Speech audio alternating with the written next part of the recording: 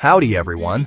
You know me, it's your boy Jessie, the American man who moved to the Philippines a few years ago.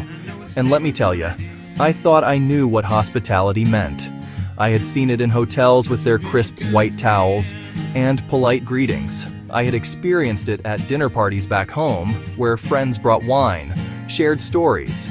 But my real education began not in a bustling city or a fancy resort.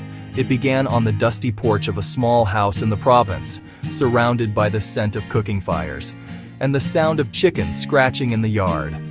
The bus dropped me off on the side of a narrow road, the road unwinding like a ribbon between endless squares of green. The morning sun was already hot.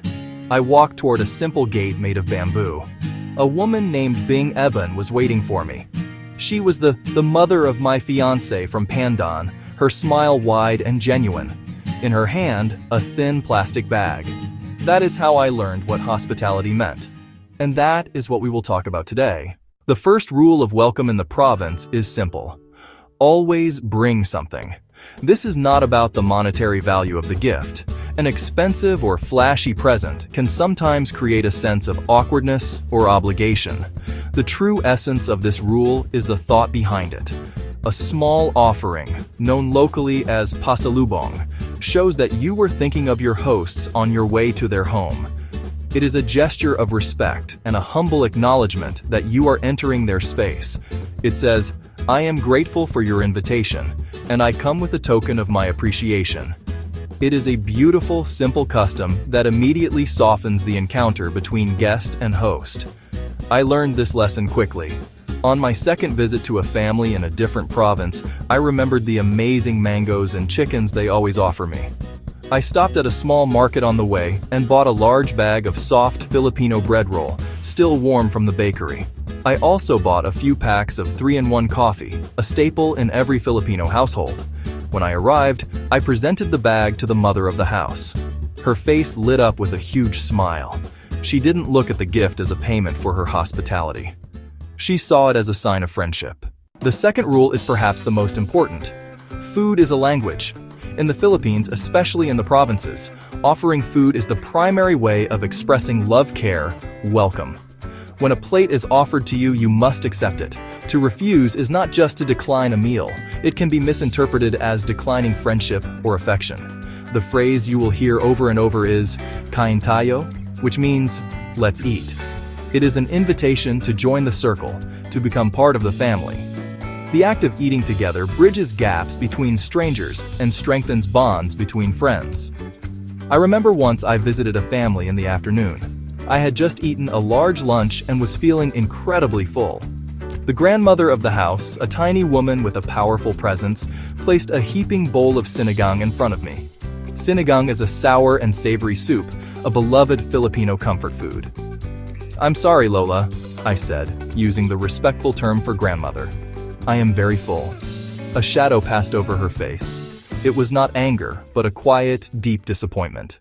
The third rule is less an action and more a state of mind. Time slows down here, so your presence matters more than your plans. In the city, life is governed by the clock. Meetings have sharp start and end times. Schedules are packed. In the province, however, time is more fluid, measured by the rising of the sun, the position of the moon, the rhythm of the harvest. People do not rush. They value presence over punctuality. If you arrive early for a visit, you will not be seen as an inconvenience. Instead, you will be invited to sit, have a coffee, and simply be. If you arrive late, there is no panic, only a calm acceptance that you are here now. This was a difficult lesson for me to learn. On one of my first trips, I was invited for lunch at noon. I arrived at exactly 12 o'clock. The food was still being cooked, and the family was leisurely chatting on the porch. I felt anxious, as if I had done something wrong, but they just smiled and motioned for me to join them. "Sit, Jessie," the father said. "Relax." We sat for almost an hour, talking about everything and nothing. The children played at our feet. The grandmother slowly peeled vegetables. Beyond the main rules of gifts food time, Filipino hospitality is woven together with small, beautiful rituals. These are the quiet gestures that carry deep meaning. One of the most important is the practice of Mano. When you greet an elder or when an elder enters the room, you take their right hand gently and touch the back of it to your forehead. It is not a handshake. It is a sign of reverence and a way of asking for their blessing. The first time I saw this, I was a little confused. A friend explained. Next time, I tried it. Her eyes widened, then softened. She squeezed my hand and patted my cheek. A bridge was built. Another simple ritual is removing your shoes before entering a home. Inside is kept clean. Accept a glass of water with both hands. Add po and opo when speaking with elders. These small rituals transform you from tourist to thoughtful guest. The welcome you receive in a Filipino home often extends beyond its four walls. It spills out into the entire neighborhood, or barangay. This is because of a powerful cultural concept called bayanihan, the spirit of communal unity, helping without expecting anything in return. The classic image is a whole town carrying a neighbor's bahay kubo to a new location. Today, the spirit lives on and shapes how a community welcomes a visitor. I experienced this firsthand during a small village fiesta. Fiestas are celebrations, food, music, and color.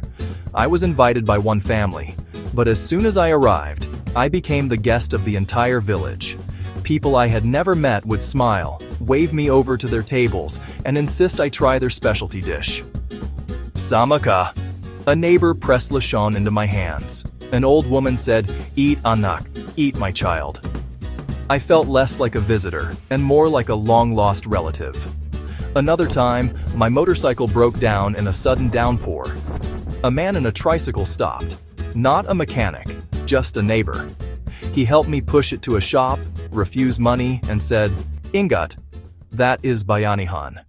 Another essential ingredient in the recipe of Filipino hospitality is humor. It is gentle, kind, inclusive, and it puts everyone at ease. People in the Philippines love to laugh. Teasing shows affection and builds rapport. As a foreigner, you'll likely be the subject of lighthearted jokes. Learning to laugh along is key. I'm a tall American with clumsy Tagalog.